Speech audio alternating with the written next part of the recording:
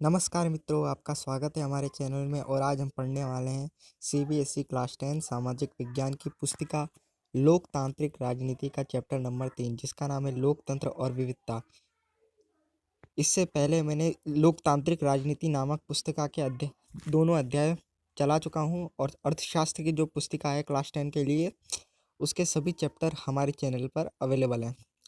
तो आज हम चैप्टर नंबर 3 पढ़ेंगे लोकतांत्रिक राजनीति का, जिसका नाम है लोकतंत्र और विविधता। किसी भी अध्याय को पढ़ने से पहले सबसे पहले उस पाठ की हेडिंग यानी शीर्षक पर ध्यान दिया जाता है। लोकतंत्र और विविधता, इसका अर्थ क्या है? लोकतंत्र की परिभाषा: लोगों द्वारा निर्मित किया गया तंत्र अर्थात लोकतंत्र।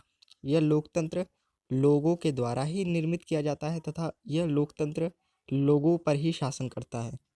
और दूसरी अपनी मेन शीर्षक है विविधता। विविधता का अर्थ है विभिन्नता, अलग अलग जाति, नस्ल, भेद आदि की जो विविधताएं होती है उसे हम विविधता कहते हैं। सारांश: सामाजिक विभाजन। अब सामाजिक विभाजन किसे कहते हैं, इसको आप समझिए। ये जो चैप्टर है इसकी जड़ है सामाजिक विभाजन।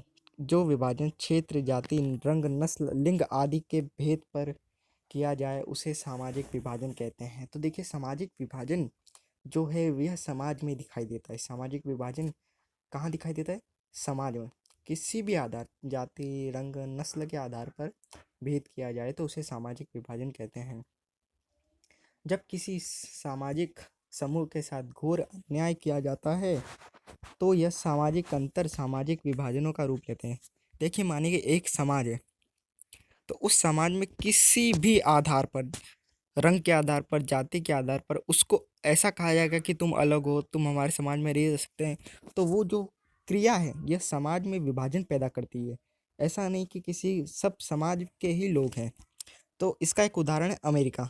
अमेरिका में श्वेत तथा अश्वेत दोनों जातियों के लोग रहते थे, परंतु अश्वेत अमेरिकनों से नस्लवाद के आधार पर भेदभाव किया जाता था कि उन्हें कहा जाता तुम काले हो, तुम हमारे साथ नहीं बैठ सकते। तो इस प्रकार का भेदभाव अमेरिका में देखा जाता था। तो सामाजिक अंतर सामाजिक विभाजन में भी बदल देते हैं, जिसके परिणाम भयंकर होते हैं। सामाजिक विभाजन के परिणाम क्या होते हैं? दो समाजों के बीच अंतर जो है वो खत्म हो जाता है। सामाजिक अंतर होना स्वाभाविक है, परंतु यदि उनके साथ जो तत्व टूट जाते हैं तो उन्हें सामाजिक विभाजन का रूप लेने में देर नहीं लगती। सामाजिक विभाजनों के हम उदाहरणों के बारे में जानेंगे। तो अमेरिका में नागरिक अधिकार आंदोलन, ये कब चला? 1954 से लेकर 1968 के मध्य। यह घटनाओं और सुधार आंदोलनों का एक सिलसिला था जिनका उद्देश्य एफ्रो अमेरिकन लोगों के विरुद्ध होने वाले नस्लीय भेदभाव को मिटाना था। अब एफ्रो अमेरिकन लोग कौन है?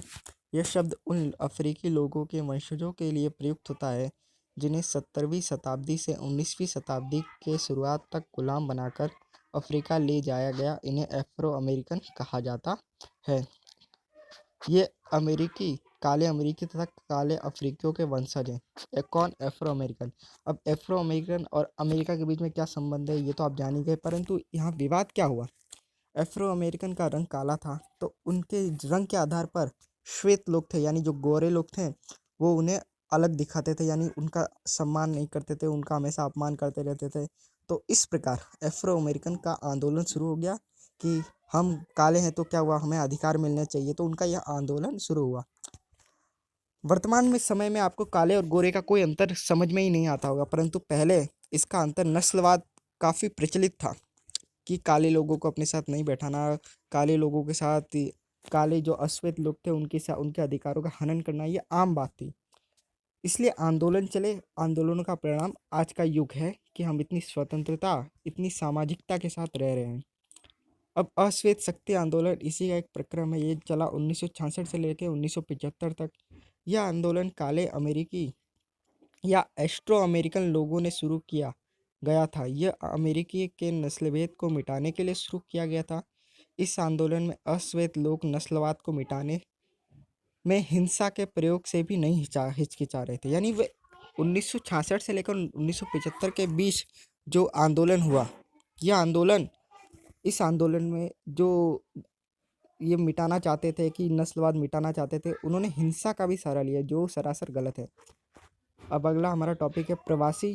जो कोई भी व्यक्ति काम के तलाश में या आर्थिक प्रयोजन हेतु किसी एक देश से दूसरे देश में जाता है तो उसे प्रवासी कहा जाता है। आर्थिक यानी पैसा कमाने के लिए एक देश से दूसरे देश जाता है तो उसे हम प्रवासी कहते हैं। समरूप समाज, इसकी परिभाषा आती है परीक्षाओं में। समरूप समाज का अर्थ है एक ऐसा समाज जहाँ पर सांप्रदायिकता का मतलब है धर्म के आधार पर भेदभाव, कि तुम हिंदू हो तुम मुस्लिम हो, इस आधार पर भेदभाव को हम सांप्रदायिकता कहते हैं। तो एक ऐसा समाज जहाँ सांप्रदायिकता, जातिवादिता या नस्ल भेद आदि की जड़ें ज़्यादा गहरी ना हो। नस्ल भेद का अर्थ काले गोरे का भेदभाव। तो समरूप समाज का अर्थ होता है जहाँ सांप्रदायिकता, जातिवाद या नस्ल भेद ना हो। दो अफ्रो अमेरिकी खिलाड़ी जो नस्लवाद की नीतियों के विरुद्ध 1968 में मेक्सिको में होने वाले ओलंपिक मुकाबलों में अपना विरोध प्रकट कर रहे थे, उनके नाम है टॉमी स्मिथ और जॉन कार्लोस। ये जो विवाद था ये कब का था?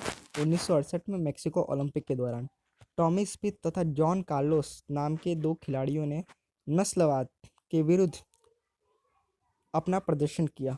वे दो अफ्रो अमेरिकी थे, यानी अमेरिका तथा अफ्रीका के वंशज। ऑस्ट्रेलियाई खिलाड़ी पीटर नॉर्मल ने भी टॉमी स्मिथ और जॉन कार्लोस के पक्ष में विरोध किया। वे नस्लवाद को मिटाने के लिए खड़े हो गए थे। जब उन्हें ट्रॉफी दी जा रही थी तब उन्होंने अपनी काली पट्टी ऊपर दिखाई और नस्लवाद का विरोध किया। इसके आधार पर टॉमी स्मिथ तथा जॉन कार्लोस ने विरोध किया और पीटर नॉर्मल ने भी उनका साथ दिया। आपको अच्छी तरह याद रखना है। समानताएं, असमानताएं और विभाजन। सामाजिक भेदभाव की उत्पत्ति जन्म के आधार पर या चमड़ी के आधार पर इस प्रकार होता है। देखिए, किसी भी समाज में भेदभाव की उत्पत्ति कहाँ से होती है? जन्म के आधार पर, कि तू डॉक्टर का बेटा है, तू मजदूर का बेटा है। चमड़ी के आधार पर, तुम काले हो, तुम गोरे हो, तुम सांवले हो। तो इस प्रकार समाज में विभाजन उत्पन्न किया जाता है। अब हम महत्वपूर्ण टॉपिक सामाजिक विभाजनों की राजनीति, इस विषय को हम अच्छी तरह समझेंगे। तो देखिए, सामाजिक विभाजन जो होता है वो तो होता ही है समाज में विभाजन, परंतु जो उस पर राजनीति की जाती है वो इसके लिए और हानिकारक है। तो देखिए, लोकतंत्र में विभिन्न राजनीतिक पार्टियों के बीच प्रतिद्वंदिता का माहौल होता है, कंपटीशन का माहौल होता है। इस प्रतिद्वंदिता का कारण कोई भी समाज फूट का शिकार बन जाता है। कोई भी पार्टी अपनी प्रचार प्रसार करने के लिए दो समाजों को लड़ा सकती है, इसमें आपको कोई शंका नहीं होनी चाहिए। राजनीतिक दल समाज में मौजूद विभाजनों के हिसाब से राजनीतिक होड़ करने लगे तो इससे सामाजिक विभाजन होता है तथा राजनीतिक विभाजन में बदल सकता है। ऐसे देश में विखंडन की तरफ जा सकता है। तो इसका एक मैं उदाहरण देना चाहता हूँ। गुजरात की कोई पार्टी यह माने कि यहाँ पे सिर्फ गुजराती रहेंगे, उत्तर प्रदेश के निवासी नहीं रहेंगे, मध्य प्रदेश के निवासी नहीं रहेंगे, तो इस आधार पर वो पार्टी गुजरातियों को तो अपने पक्ष में कर रही है, परंतु वह सामाजिक विभाजन का भी कार्य कर रही है। गुजरातियों को मध्य प्रदेश के वासियों से, उत्तर प्रदेश के वासियों से अलग कर रही है। तो ये एक सामाजिक विभाजन का उदाहरण है। सर्वश्रेष्ठ स्थिति तो यह है कि समाज में किसी किस्म का विभाजन न हो। अगर किसी देश में सामाजिक विभाजन है तो उसे राजनीति में अभिव्यक्त ही नहीं होने देना चाहिए, क्योंकि राजनीति इसे और जटिल बनाती है। किसी देश में सामाजिक विभिन्नताओं पर जोर देने की बात हमेशा खतरा होता है। देखिए, इस अध्याय में क्या है? इस अध्याय में है सामाजिक विभाजन तथा इसके दुष्परिणाम। तो देखिए, सामाजिक विभाजन क्या है? तो सामाजिक विभाजन समाज को बांटने का एक प्रयास है, और ये प्रयास कौन कर सकता है? राजनीतिक पार्टियां। तो हमें इसे राजनीति में अभिव्यक्त यानी राजनेताओं को सामाजिक विभाजन हो ऐसी बातें ही नहीं करनी चाहिए। आशा है कि आपको ये समझ में आया होगा। राजनीति में विभिन्न तरह के सामाजिक विभाजनों की अभिव्यक्ति ऐसे विभाजनों के बीच संतुलन पैदा करने का काम भी करती है।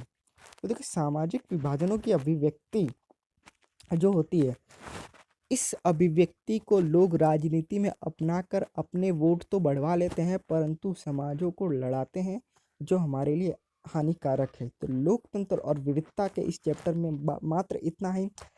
मिलेंगे लोकतांत्रिक राजनीति के अगले चैप्टर के साथ। तब तक के लिए धन्यवाद। आपका दिन शुभ हो।